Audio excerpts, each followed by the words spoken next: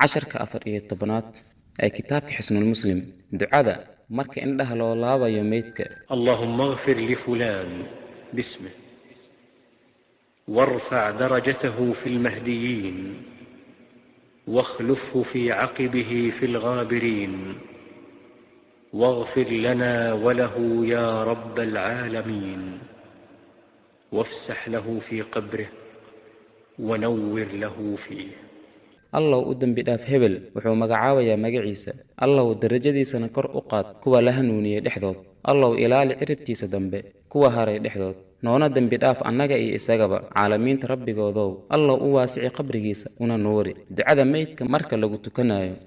اللهم اغفر له وارحمه وعافه واعف عنه وأكرم نزله ووسع مدخله واغسله بالماء والثلج والبرد ونقه من الخطايا كما نقيت الثوب الأبيض من الدنس وأبدله دارا خيرا من داره وأهلا خيرا من أهله وزوجا خيرا من زوجه وأدخله الجنة وأعذه من عذاب القبر وعذاب النار. الله u dambi dhaaf una naxariiso caafina Allah iskana cafi wanaajina meesha uu degayo una waasic meesha uu galayo kuna dhaq Allah biyo baraf iyo qabow kana nadiif dambiyada sida looga nadiifiyo marada cad wasaqda uguna bedel Allah daartiisa daar ka khayr badan ehelkiisana ehel ka khayr badan iyo xaaskiisa xaas ka khayr badan galina janno kana badbaad cadaabka qabriga iyo cadaabka naarta.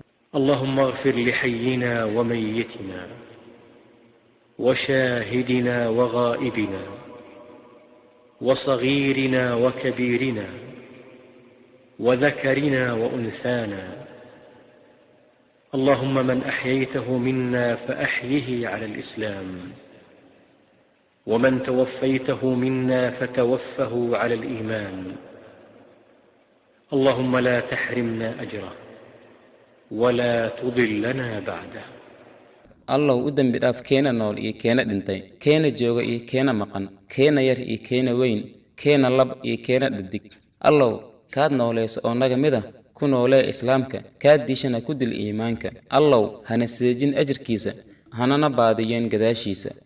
اللهم إن فلان ابن فلان في ذمتك وحبل جوارك فقه من فتنة القبر وعذاب النار وأنت أهل الوفاء والحق فاغفر له وارحمه إنك أنت الغفور الرحيم. الله هبل إيه هبل وحو كجرا بلانكاغا يعني أمانكاغا إيه حريق مغانتاغا إيه كإلالي فتنة قبرك إيه عذابك نارتا أديقو الله وحد إهل أتهي بلان أو فنتا إيه حقا إيه الله أدن بداف أو نحريسو أديقو وحد تهي دن بدافين حريس بدن. اللهم عبدك وابن أمتك احتاج إلى رحمتك وأنت غني عن عذابه إن كان محسنا فزد في حسناته وإن كان مسيئا فتجاوز عنه. الله وأدونكاغي iyo inankii adoontaada wuxuu u baahan yahay naxariistaada adiguna waad ka maarantaa cadaabidiisa haddii uu yahay samafale u kordhi samihiisa haddii uu yahayna xumaanfale u cafi oo u dambi dhaaf. ducada ilmaha saqiire marka lagu tukanayo. اللهم أعذه من عذاب القبر. الله ka badbaadi cadaabka qabriga. اللهم اجعله فرطا وذخرا لوالديه وشفيعا مجابا. اللهم ثقل به موازينهما وأعظم به أجورهما وألحقه بصالح المؤمنين واجعله في كفالة إبراهيم وقه برحمتك عذاب الجحيم وأبدله دارا خيرا من داره وأهلا خيرا من أهله. اللهم اغفر لأسلافنا وأفراطنا ومن سبقنا بالإيمان. الله وغيال سقير كان هرمرئي كيت والدكيس كان لك إرقي لأجيب إرقديسة. الله كعس ليسي ميسان كوذا كنا وينيسي أجر كوذا هل لسينا مؤمنين توناكسن كان يال كفالة نبي إبراهيم كغا إلالين حريست هذا عذابك جحيمو uguna beddel daar ka wanaagsan daartiisa iyo ehel ka khayr badan ehelkiisa. allow u dembi dhaaf dadkanagii naga horeeyey iyo saqiiradaanii iyo qof kastoo iimaanka nooga horeeyey. ama wuxuu dhahayaa اللهم اجعله لنا فرطا وسلفا وأجرا.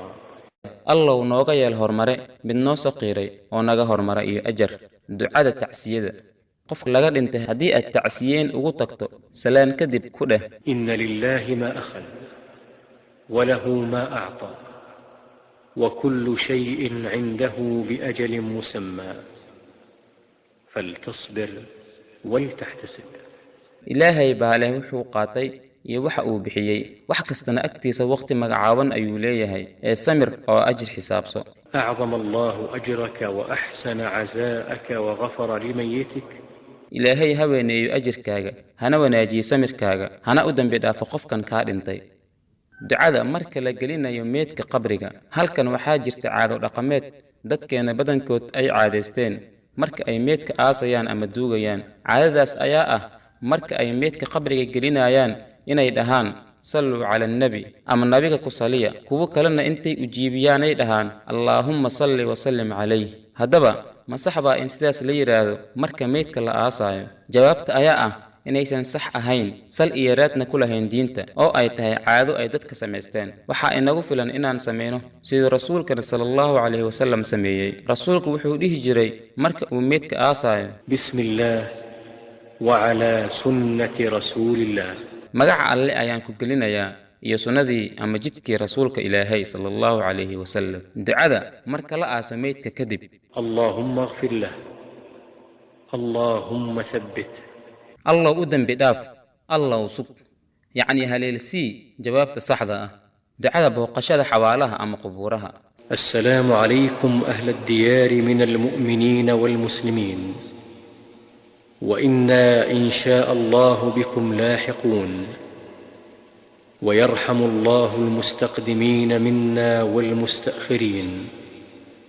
أسأل الله لنا ولكم العافية. salaan korkiina ha ahaato ehelka daarahan degganow oo ah mu'miniin iyo muslimiinba. annagu haddii ilaahay yidhaahdo waan idin soo haleelaynaa. ilaahayna ha u naxariisto kuweena hore iyo kuweena dambaba. ilaahay waxaan inuu weydiinayaa annaga iyo idinkaba inuu naga caafiyo cadaabkiisa.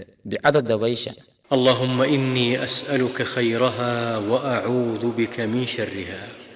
allow waxaan ku weydiisanayaa khayrkeeda, yacni dabaysha, waxaana kaa magangelayaa sharkeeda. اللهم إني أسألك خيرها وخير ما فيها وخير ما أرسلت به وأعوذ بك من شرها وشر ما فيها وشر ما أرسلت به. allow waxaan ku weydiisanayaa khayrkeeda iyo khayrka ku sugan dhexdeeda iyo khayrka loo soo diray, waxaana kaa magangelayaa sharkeeda iyo sharka ku sugan dhexdeeda iyo sharka loo soo diray.